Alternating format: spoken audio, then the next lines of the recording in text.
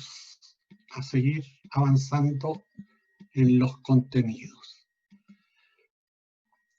Bueno, cabe también afirmar que, por otra parte, vamos a encontrarnos con la Convención de Viena sobre Derecho de los Tratados de 1969,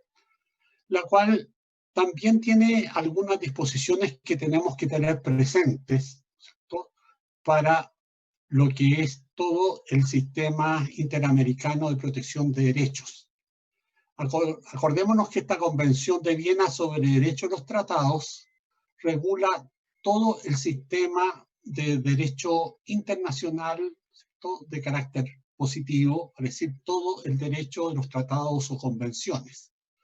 Y allí nos vamos a encontrar con algunos principios imperativos de derecho internacional que están claramente establecidos en dicha convención. ¿Cuáles son ellos? Por una parte, el artículo 26 y el artículo 31, párrafo primero, de la Convención de Viena sobre Derecho de los Tratados, que establece el principio pacta sunt servanda y el principio de buena fe. ¿Qué implica el principio imperativo pacta sunt servanda? Este principio implica que cuando un Estado ratifica un tratado, ¿cierto?, se obliga a cumplirlo, ¿cierto?, efectivamente, ¿cierto?, mientras ese tratado siga vigente y vincule, por lo tanto, a dicho Estado. Y al mismo tiempo, el artículo 31, párrafo primero, establece que esta obligación de cumplir, ¿cierto?, los contenidos de los tratados debe a su vez concretarse conforme al principio de buena fe. Vale decir, teniendo claro, ¿cierto?, que en definitiva el Estado no va a tratar de eludir ni manipular el tratado, sino fundamentalmente va a tratar de cumplirlo, ¿cierto?, fundamentalmente de acuerdo al objeto y fin para el cual el tratado fue establecido y al mismo tiempo, ¿cierto?, con la mejor buena voluntad. Y además, también encontramos el artículo 27 de la Convención de Viena sobre Derecho de los Tratados, que establece la obligación de no oponer obstáculos de derecho interno al cumplimiento de las obligaciones internacionales. Por lo tanto, ello implica, ¿cierto?, que en esta perspectiva un tratado válido, ¿cierto?, que se ha incorporado al ordenamiento jurídico interno, ¿cierto?, en definitiva debe ser cumplido efectivamente sin oponer ningún obstáculo, ¿cierto?, normativo ni práctico de derecho interno, para decir que responda a lo que es el propio ordenamiento jurídico del Estado parte. Señalado ello, podemos al mismo tiempo establecer que la obligación jurídica del artículo 2 de la Convención que hemos estado analizando genera también la responsabilidad internacional del Estado si en definitiva no se cumple, pero además, como ya lo hemos determinado, también implica fundamentalmente el incumplimiento, en nuestro caso, en el caso chileno, no solo de la obligación convencional, sino también de las obligaciones constitucionales y en especial, como ya hemos señalado, del artículo 54, número 1, inciso quinto,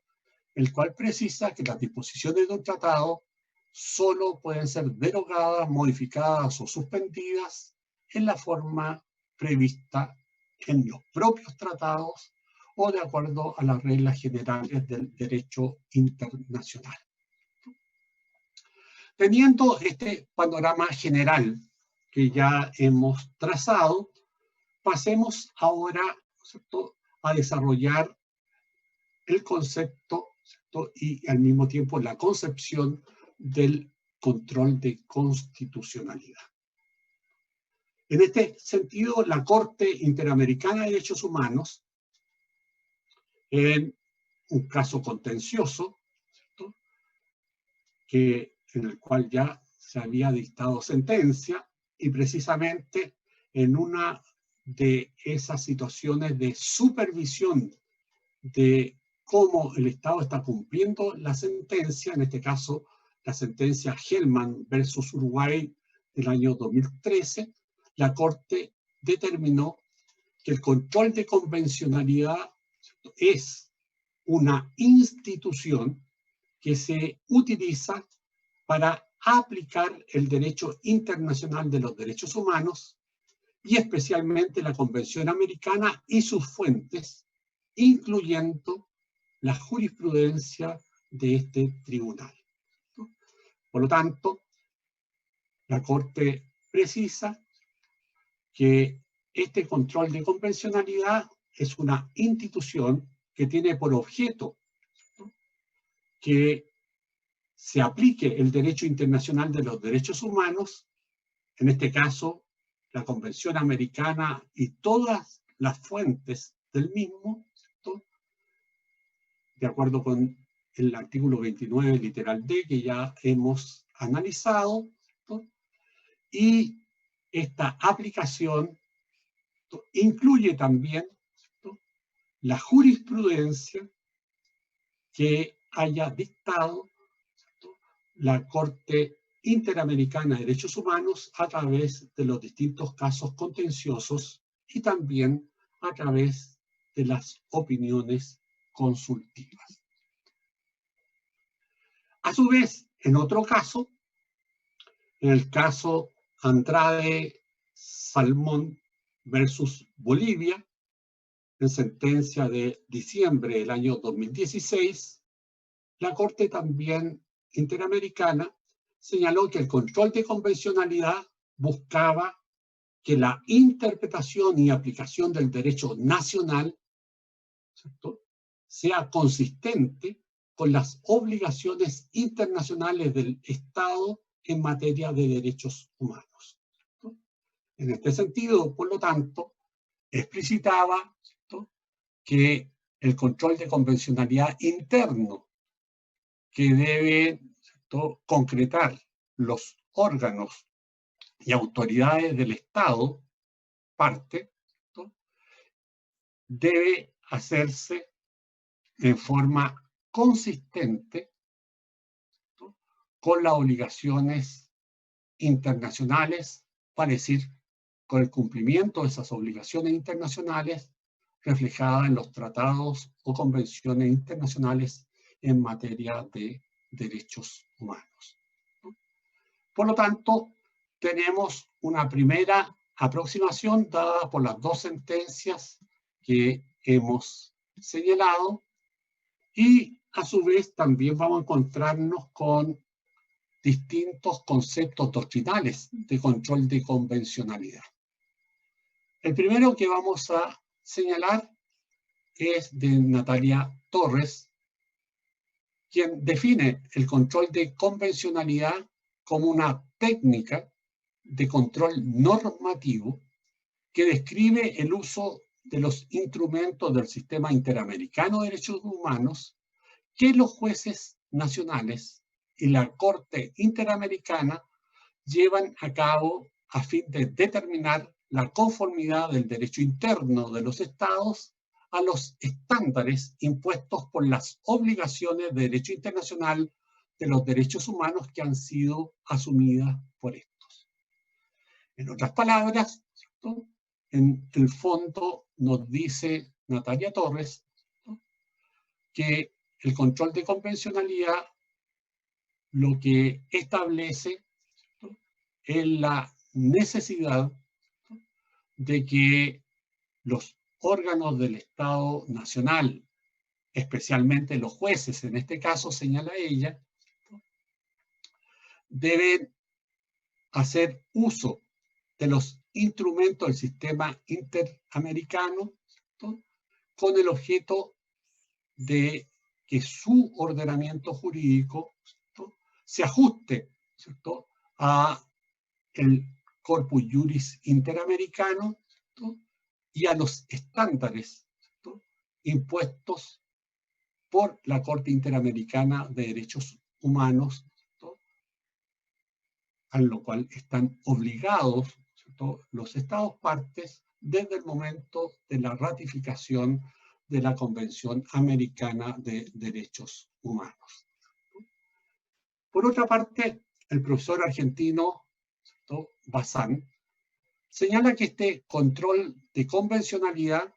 consiste en verificar la adecuación de las normas jurídicas internas a la Convención Americana de Derechos Humanos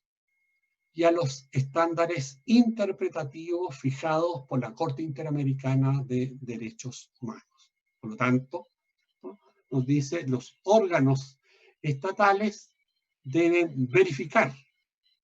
que todas las normas jurídicas internas, ¿no?, se ajusten a la Convención Americana de Derechos Humanos y por lo tanto a los derechos que ésta asegura y a los estándares interpretativos que hayan sido desarrollados por la Corte Interamericana de Derechos Humanos. A partir de estos elementos, ¿cierto?, podemos decir, ¿cierto?, tomando en consideración los casos en que la propia Corte se ha pronunciado sobre el control de convencionalidad y también lo que la doctrina ha señalado al efecto, ¿no?, que en una perspectiva completa podemos señalar que el control de convencionalidad, ¿no?, es un control que emana de las obligaciones jurídicas internacionales en materia de derechos humanos, especialmente por la Convención Americana sobre Derechos Humanos en sus artículos 1 y 2, ¿cierto?, y que implica fundamentalmente ajustar su ordenamiento jurídico al respeto, ¿no?, y garantía de los derechos establecidos por el Corpus Juris Interamericano, lo que debe ser concretado por todos los órganos, autoridades y funcionarios de los Estados partes de oficio, tanto en la emisión como en la interpretación y aplicación del derecho interno, especialmente los órganos jurisdiccionales, los que debe concretarse conforme a este Corpus Juris Interamericano y a la jurisprudencia de la Corte Interamericana de Derechos Humanos. Señalemos dentro de esta perspectiva, ¿no?, por lo tanto, que todo lo que hemos señalado se refiere fundamentalmente, ¿cierto?, a una de las clasificaciones posibles del control de convencionalidad, ¿no? ¿A qué clasificación del control de convencionalidad? Fundamentalmente al control de convencionalidad interno, que también se le denomina a veces difuso, que deben ejercer los órganos jurisdiccionales de cada uno de los Estados partes de la Convención Americana, como también eventualmente, ¿cierto?, los otros órganos del Estado. Y cuando me refiero a los otros órganos del Estado, ¿cierto?, me estoy refiriendo fundamentalmente al gobierno estatal, al poder legislativo estatal, ¿no?, y a la administración estatal. Por lo tanto, todos los órganos del Estado, ¿no?, deben realizar este control de convencionalidad, aunque especialmente en la práctica debe ser desarrollado por los órganos jurisdiccionales, porque al mismo tiempo estos órganos jurisdiccionales son los que cargan con la responsabilidad, ¿no?, de aplicar preferentemente, ¿no?, cuando corresponda, ¿no?, los estándares mínimos de el derecho internacional de los derechos humanos frente, ¿cierto?, a estándares menores, ¿cierto?, del derecho interno. Ya que en definitiva, estos tribunales de justicia, ¿cierto?, fundamentalmente, además tienen una mayor responsabilidad en los tribunales superiores de justicia, vale decir, las Cortes de Apelaciones y en especial la Corte Suprema, porque ellos son, en definitiva, los que en primer lugar deben aplicar el derecho de los derechos humanos, ¿no?, en el plano interno, y solo si ellos no logran, ¿no?, aplicarlo adecuadamente, las personas van a poder, ¿cierto?, requerir a través del amparo interamericano el pronunciamiento de la Comisión Interamericana y eventualmente, ¿cierto?, de la Corte Interamericana de Derechos Humanos. Por otra parte, tenemos que señalar que, ¿cierto?, además de este control de convencionalidad interno al cual están obligados los órganos del Estado y que vamos a analizar a continuación, en definitiva, también hay un control de convencionalidad concentrado, y este control de convencionalidad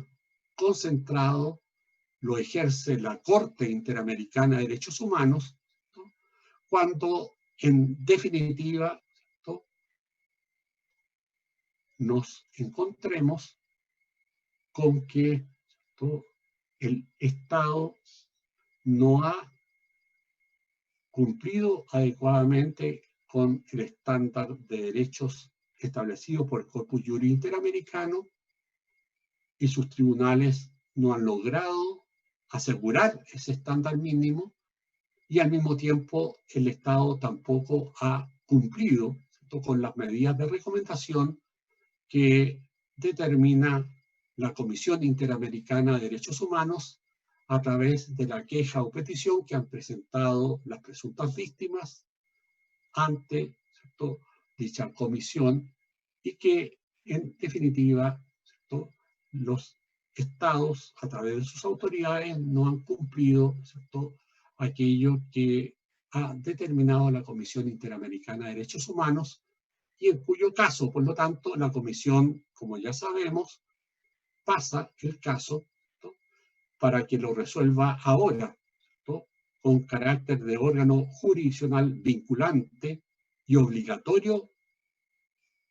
para los estados partes que va a desarrollar, ¿cierto?, la Corte Interamericana a través de sus respectivas sentencias.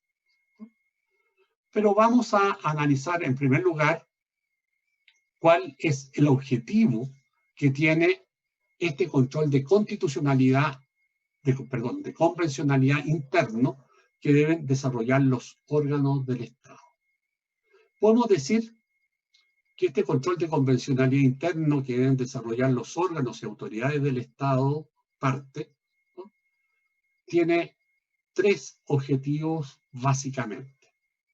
¿Cuál es el primero de ellos? Es el de prevenir la aplicación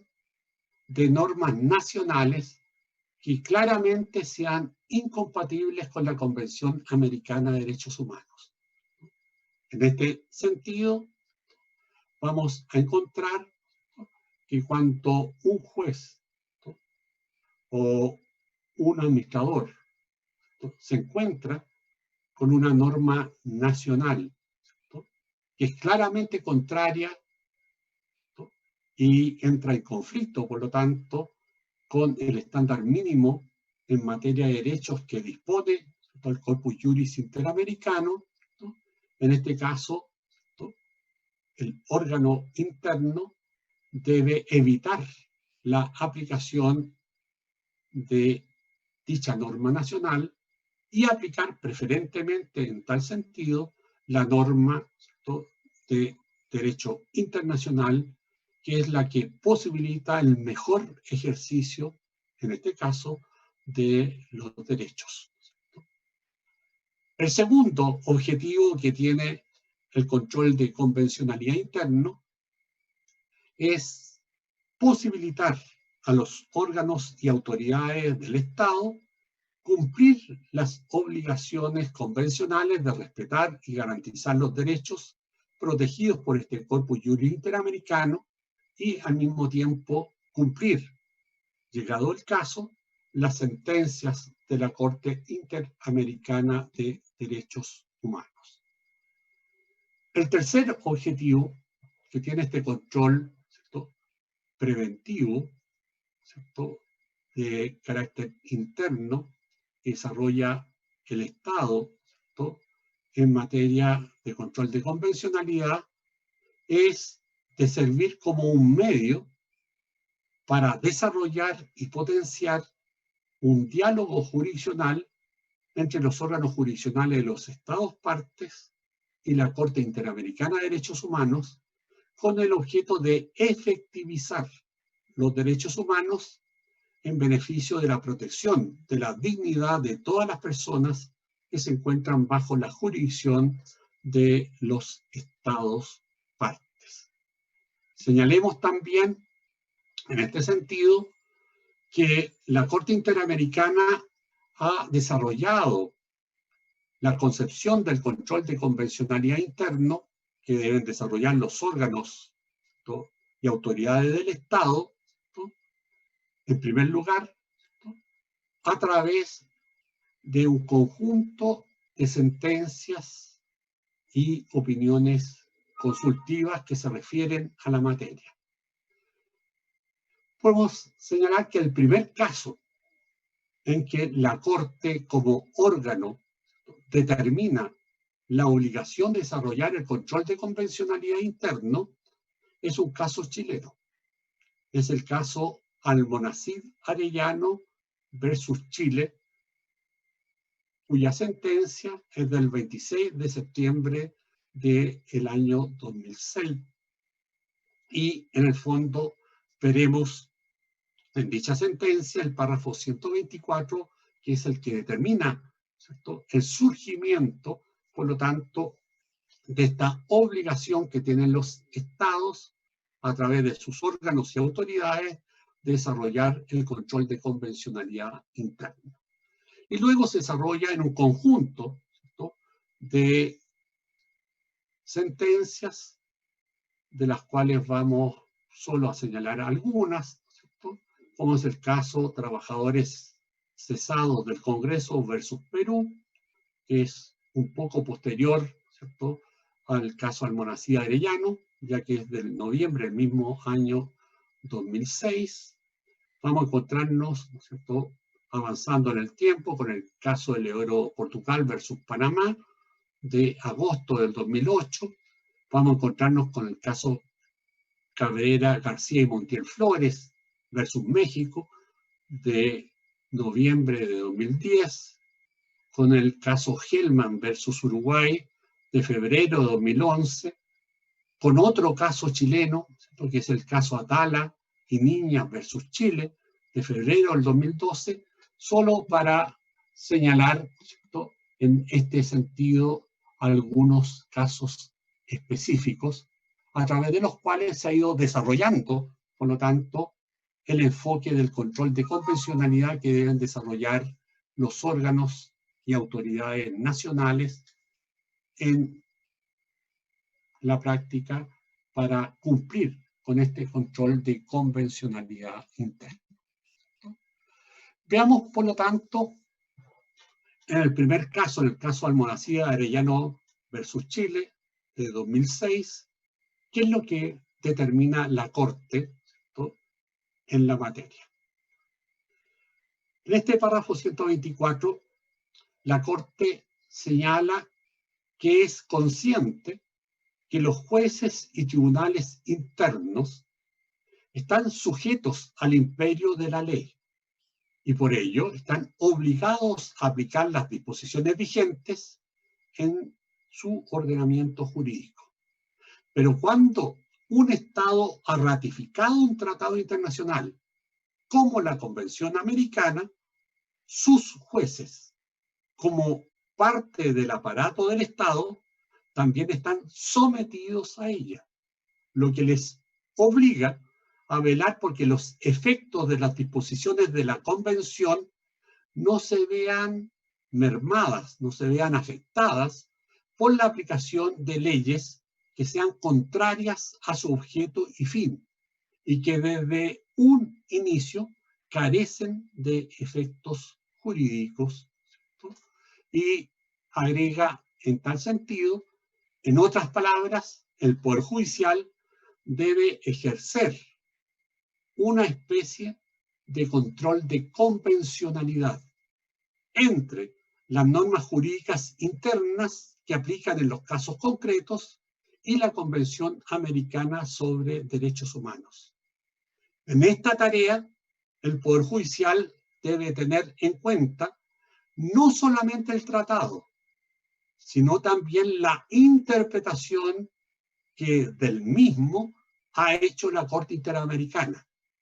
intérprete última de la Convención Americana, lo que ya sabemos porque lo hemos analizado, ¿no es cierto?, anteriormente, y hemos citado las disposiciones concretas de la Convención que estatuyen a la Corte Interamericana como la intérprete última de la Convención Americana sobre Derechos Humanos. Si vemos bien, por lo tanto, en este sentido, este control de convencionalidad, ¿cierto?, interno que deben realizar los jueces, ¿cierto?, fundamentalmente, ¿cierto?, además de los otros órganos del Estado, es muy similar, ¿cierto?, a lo que ocurre en el control, ¿cierto?, de constitucionalidad. Con la diferencia de que el control de constitucionalidad se aplica, ¿cierto?, fundamentalmente entre normas, ¿cierto?, infraconstitucionales y la Constitución. Por lo tanto, ¿cierto?, en este sentido, a través del control de constitucionalidad, lo que hace normalmente la jurisdicción constitucional, sea, ¿cierto?, la Corte Suprema o el Tribunal Constitucional, según sea el sistema de control de constitucionalidad que se establezca en el respectivo país, ¿cierto?, lo que debe hacer el órgano de control es hacer primar, ¿cierto?, la Constitución sobre las normas de rango inferior dentro del ordenamiento jurídico, ¿no?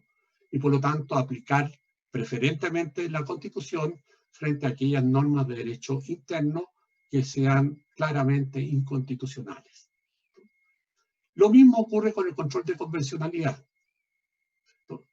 El control de convencionalidad implica que el juez, ¿cierto?, interno debe aplicar preferentemente la convención ante las normas de derecho interno que sean claramente contrarias a las obligaciones convencionales. Por lo tanto, el órgano de derecho interno debe preferir, ¿no?, la aplicación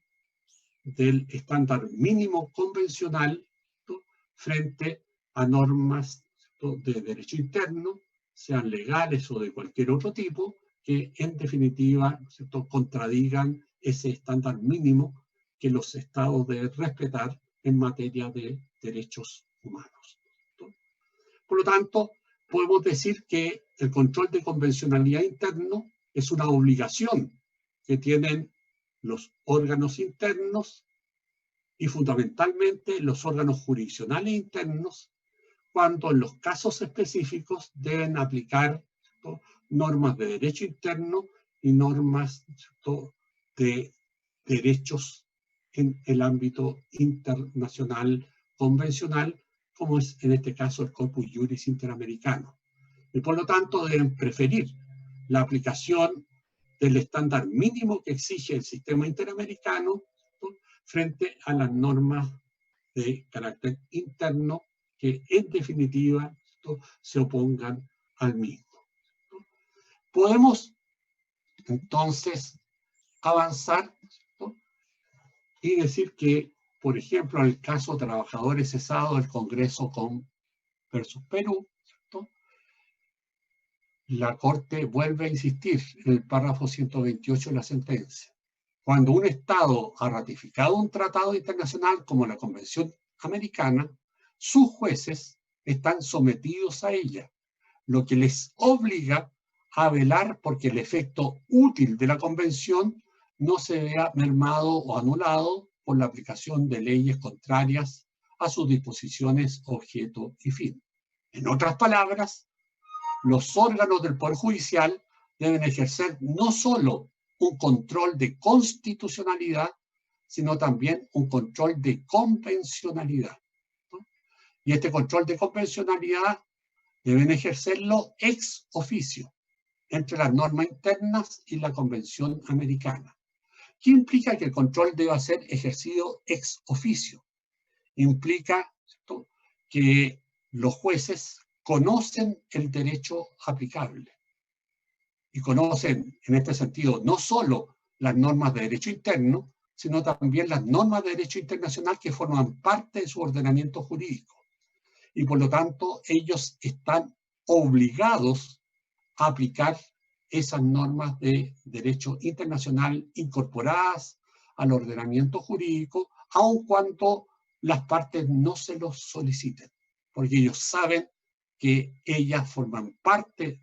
del ordenamiento jurídico nacional y ellas deben aplicarse al mismo tiempo en forma preferencial frente a las normas de derecho interno que en definitiva sean contrarias a ese marco de derecho internacional de los derechos humanos.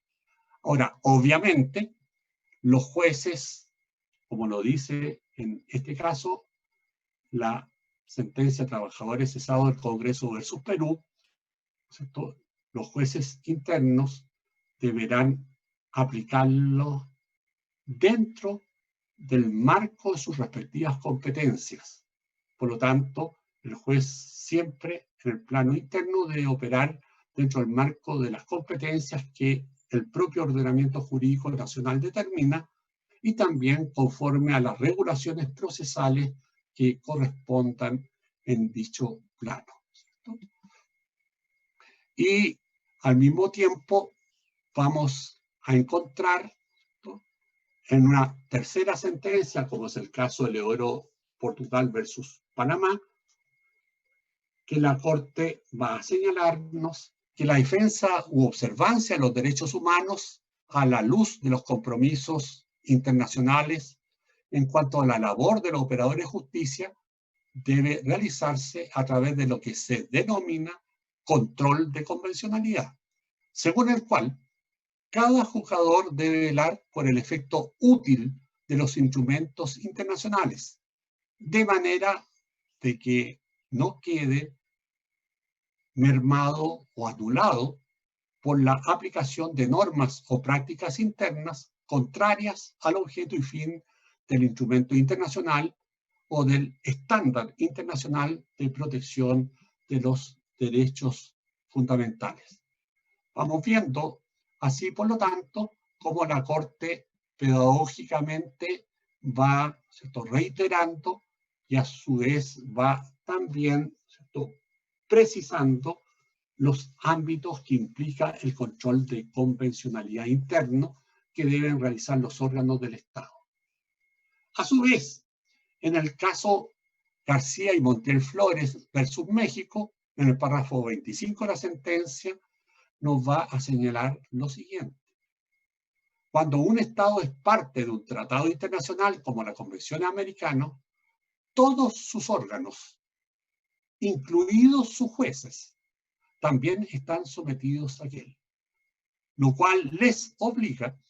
a velar porque los efectos de las disposiciones de la Convención no se vean mermadas por la aplicación de normas contrarias a su objeto y fin. Allí, por lo tanto, en esta sentencia vemos que la Corte agrega una precisión a lo que había señalado en las sentencias anteriores. Señala, ¿cierto?, que en definitiva son todos los órganos del Estado, incluidos los jueces, los que están sometidos, por lo tanto, a las obligaciones, ¿cierto?, en materia de derechos que establece el Corpus Juris Interamericano. Y por lo tanto, todos ellos están obligados a velar porque los efectos de las disposiciones de la Convención no se vean afectados por la aplicación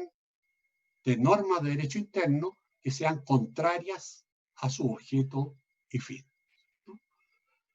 Y si avanzamos un poco más dentro de la misma sentencia, se señala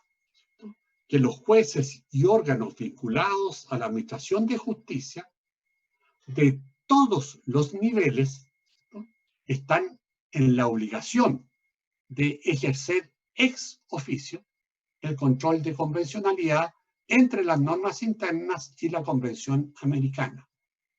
Evidentemente, en el marco de sus respectivas competencias y de las regulaciones procesales correspondientes. Vemos así, ¿cierto?, cómo se va constituyendo, ¿no es cierto?, con mayor precisión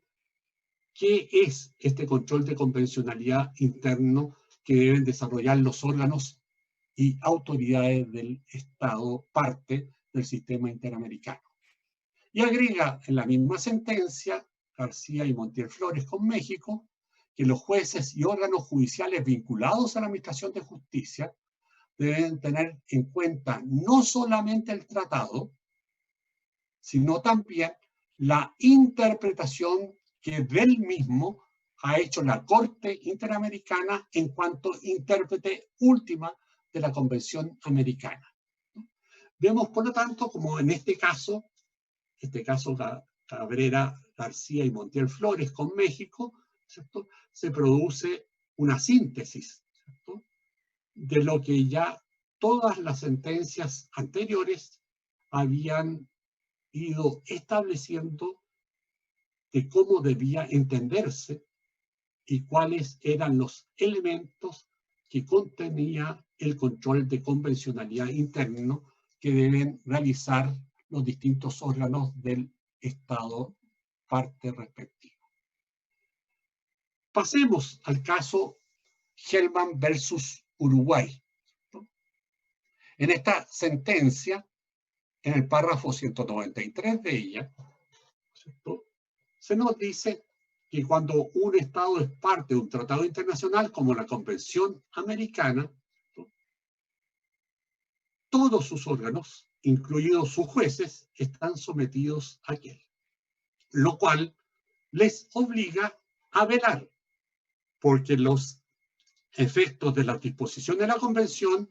no se vean mermados, afectados, ¿cierto?, por la aplicación de normas contrarias a su objeto y fin, ¿no? Reitera nuevamente aquí en el caso Hellman, ¿no?, que son todos los órganos del Estado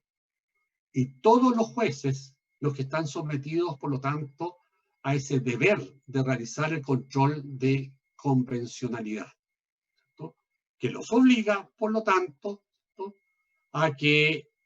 en definitiva, los efectos de las disposiciones de la Convención, ¿cierto?, no se vean, por lo tanto, menoscabados, ¿cierto?, por la aplicación de normas internas que sean contrarias al objeto y la finalidad del sistema interamericano de protección de derechos fundamentales. Y sigue agregando en esta sentencia que los jueces y órganos vinculados a la administración de justicia en todos los niveles están en la obligación de ejercer ex oficio este control de convencionalidad entre las normas internas y la Convención Americana de Derechos Humanos. Y agrega, ¿cierto?, para que en el fondo sea claramente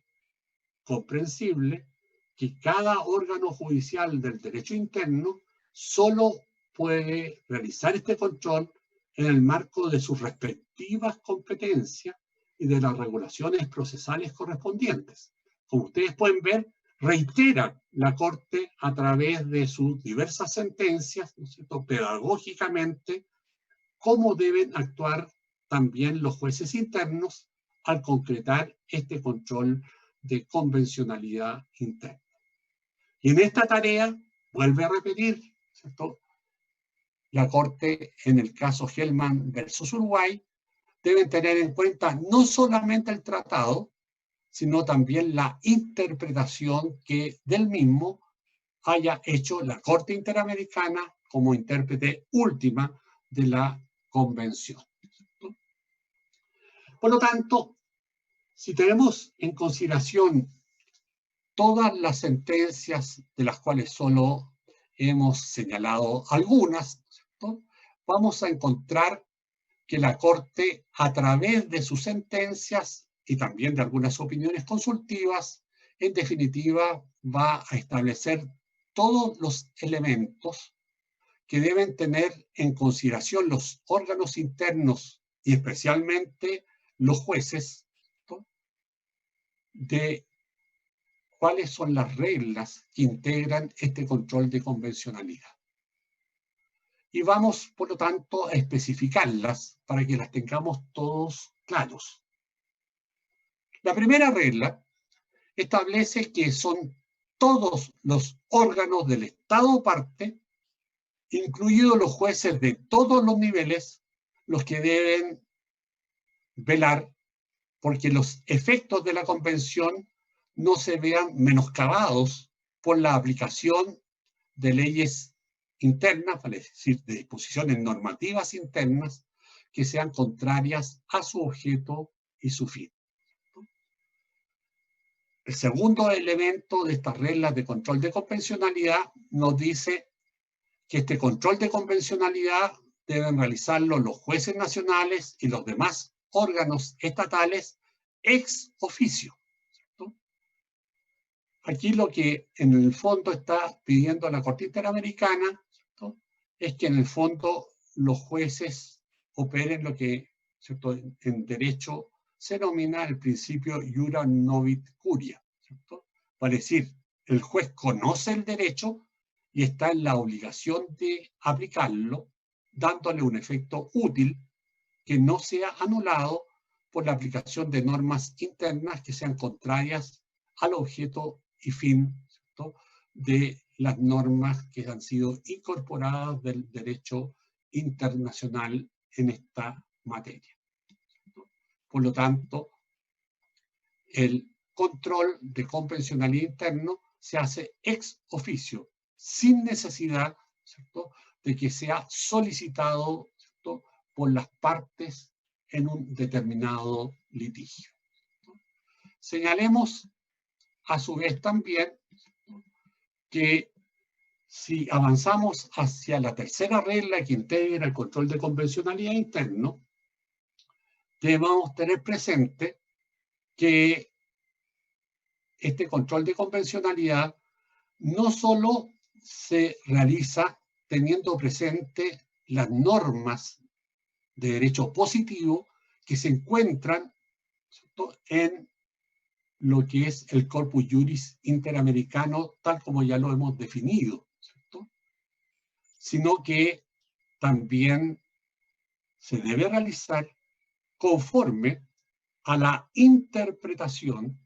que de esas normas ha realizado la Corte Interamericana de Derechos Humanos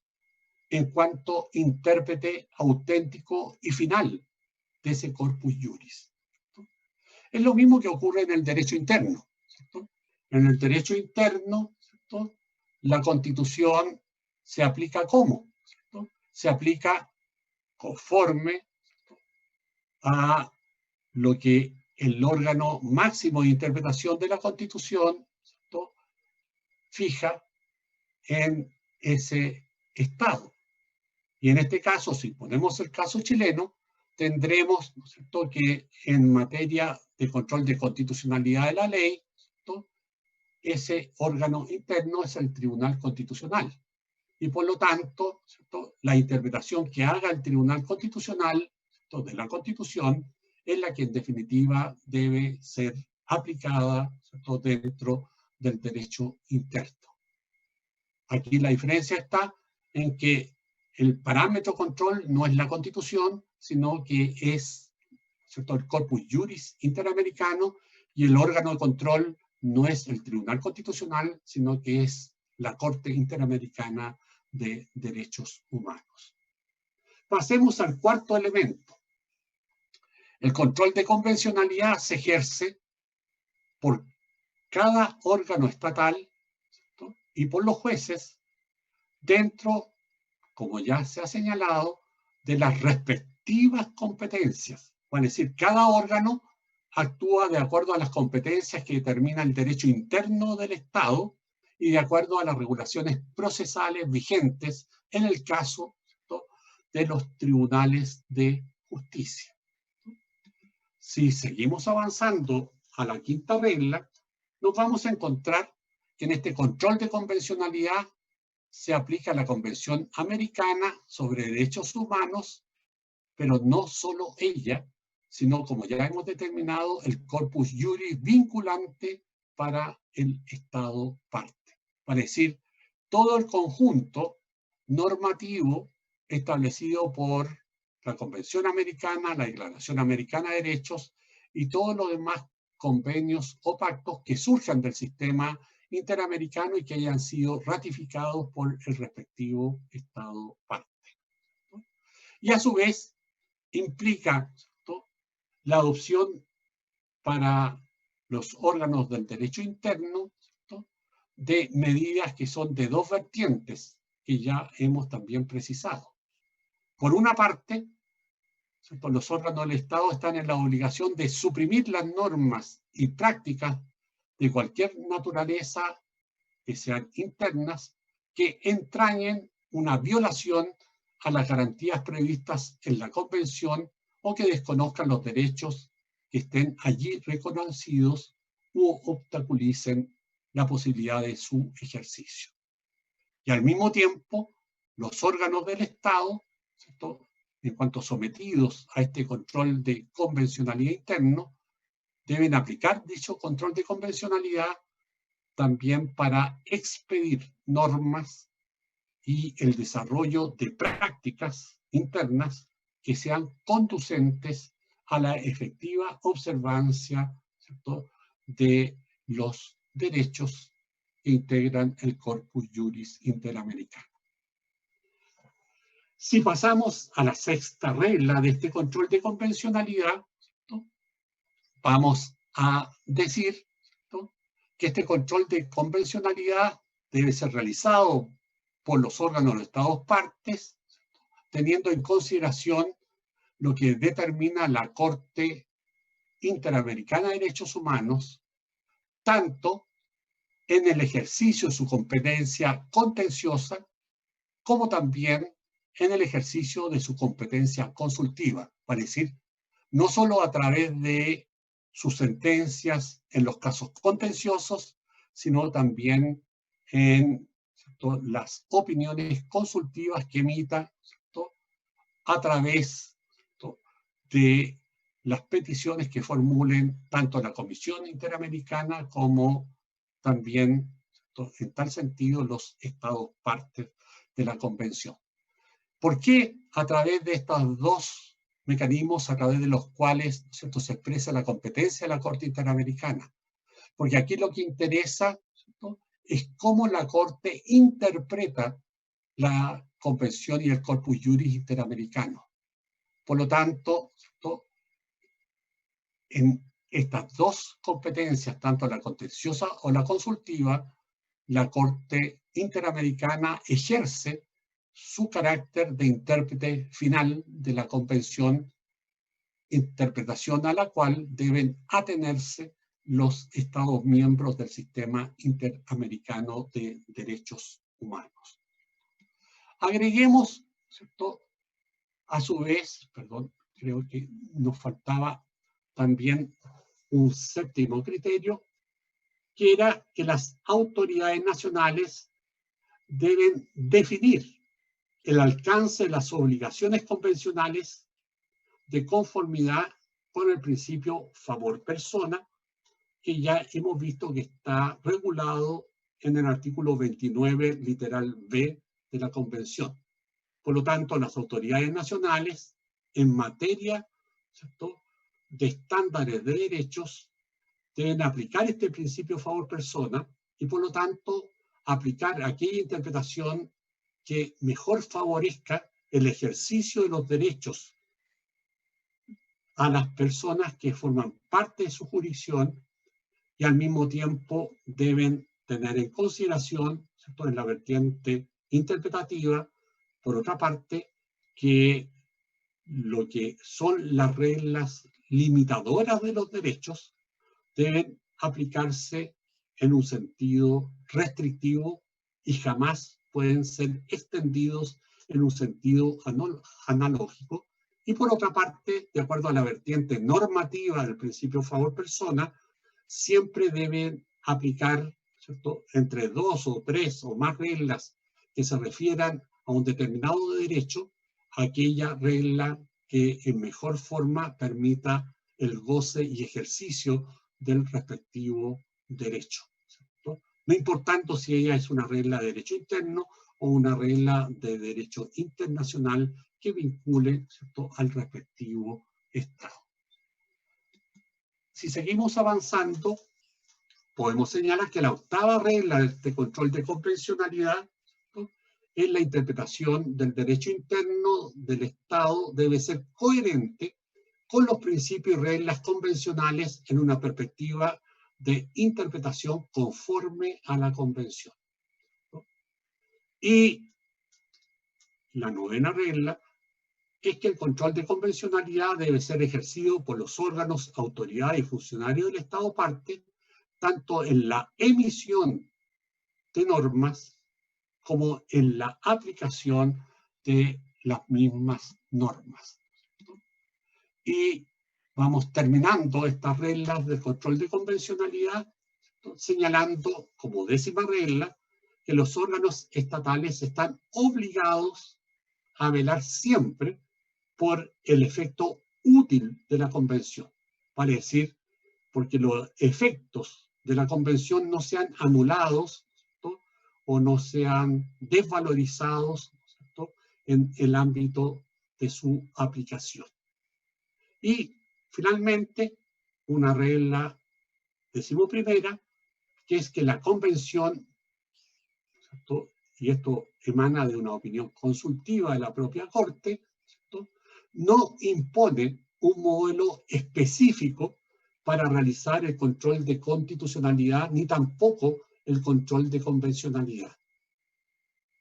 La modalidad bajo las cuales debe concretarse el control de convencionalidad debe ser desarrollado en cada Estado por el Estado parte. Por lo tanto, lo único que exige la Convención y la Corte es que ese control de convencionalidad efectivamente se concrete, ¿no? Es el propio Estado el que determina las modalidades bajo las cuales se concreta dicho control de convencionalidad, ¿no? Tenemos así, por lo tanto, las distintas reglas que conforman parte del control de convencionalidad, ¿cierto? Y por lo tanto vamos a dejar un par de minutos, ¿cierto?, también para que ustedes hagan todas las consultas, dudas o comentarios acerca de todos estos elementos que integran el control de convencionalidad interno y por lo tanto para que ellos les queden suficientemente claros, puedan expresar, ¿cierto?, todas las dudas y todos los comentarios que ustedes estimen convenientes. Se ofrece la palabra. Profe, Isabel, sí.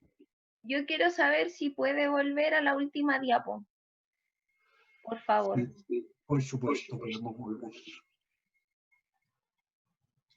Vamos a compartir pantalla.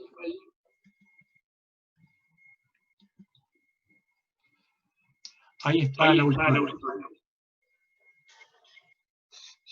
Dime, Isabel, ¿qué quieres saber ahí? No, nada, es que me había faltado anotar algo. Ah, ya. Y lo otro que quería saber, no, en verdad no tiene que ver con esto, pero sí tengo la duda y quería aclararla, si usted me podía decir como la diferencia entre recurso de amparo y recurso de protección, por favor. Bueno, la primera diferencia que tenemos ahí, digamos, es que obviamente cada una de esas acciones constitucionales protege derechos distintos, ¿cierto? La acción por recurso de protección, ¿cierto?, protege los derechos que expresamente señala el artículo 20, que son derechos esencialmente individuales, ¿cierto?, algunos derechos políticos, ¿cierto?, y no protege, como ya lo sabemos, derechos sociales. En cambio, el recurso de amparo protege solamente, ¿cierto?, el derecho a la libertad personal y a la seguridad individual. Además, el recurso de amparo ha estado establecido en nuestro ordenamiento jurídico desde la Constitución de 1833 hacia adelante para proteger precisamente esa libertad personal y la seguridad individual. Mientras que, ¿cierto?, el recurso de protección nace solamente a través de una de las actas constitucionales y luego se concreta, ¿cierto?, en la Constitución de 1980, en el artículo 20 de ella, ¿cierto? Y ya sabemos que protege, ¿cierto?, los derechos que expresamente establece el artículo 20 de la Constitución y que ustedes ya conocen. Ahí tiene dos diferencias, ¿cierto?, fundamentales entre lo que es la acción de amparo, ¿cierto?, y la acción de protección. Uno, el recurso de amparo protege solo, ¿cierto?, el derecho a la libertad personal y a la seguridad individual, mientras que el recurso de protección es mucho más amplio en este sentido y protege, ¿cierto?, un conjunto de derechos que son los que establece el artículo 20 de la Constitución. Cada uno, a su vez, tiene un determinado procedimiento, ¿cierto?, que ustedes ya lo tienen en sus manos, ¿cierto?, y hay que conocerlo bien, ¿cierto? ¿Quiénes son los legitimarios activos? ¿Quiénes son, en definitiva, los obligados? ¿Cierto? ¿Cuál es el procedimiento? ¿Cuáles son los plazos? ¿Cierto? ¿Cómo se dicta la sentencia? ¿Qué recurso hay respecto de la respectiva sentencia? ¿Quién la resuelve? ¿En qué plazo? Todas esas materias ustedes deben conocerlas perfectamente bien para la prueba del próximo miércoles 8 de julio. ¿Alguien tiene alguna otra duda que se refiera al contenido de lo que hemos estado viendo en las clases de hoy?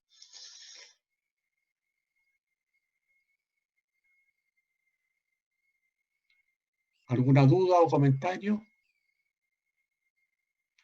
Bien, si no la hay, quedamos hasta aquí y continuamos el día de mañana analizando, por lo tanto, control de convencionalidad. Que tengan un buen día y nos vemos mañana nuevamente a las 9:40 de la mañana. Que estén muy bien.